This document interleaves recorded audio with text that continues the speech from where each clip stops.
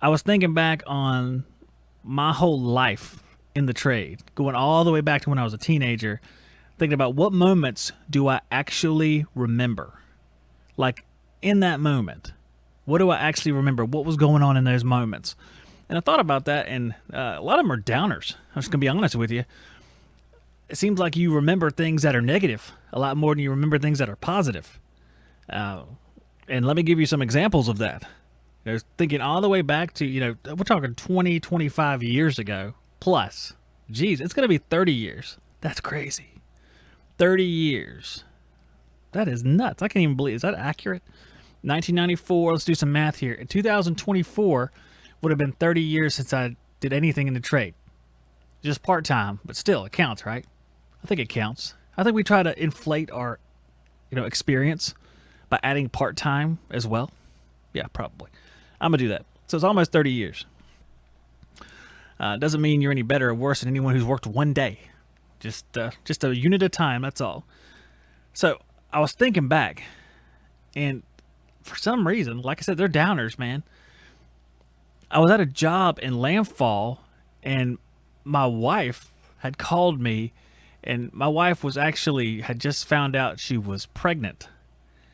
And she called me, and she called me to tell me she had lost the baby. And for some reason, that's the first thing I thought of. It was like a really sad moment because my best friend coming up was working with me at the time. His name was Jason. We worked together for a few years, and I remember having to tell him about it, and it was, borderline emotional. Not quite there, borderline emotional.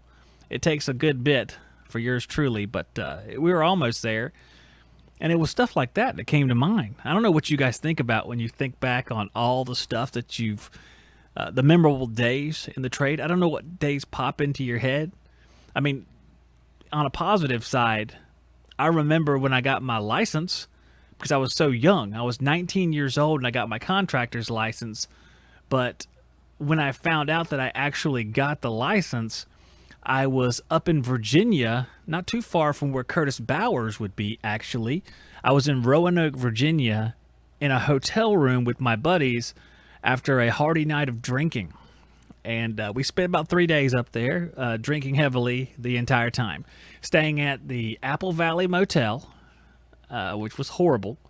And I do not remember the other one. We called it the Bates Motel. That wasn't the name of it, but we called it the Bates Motel on account that it looked pretty creepy.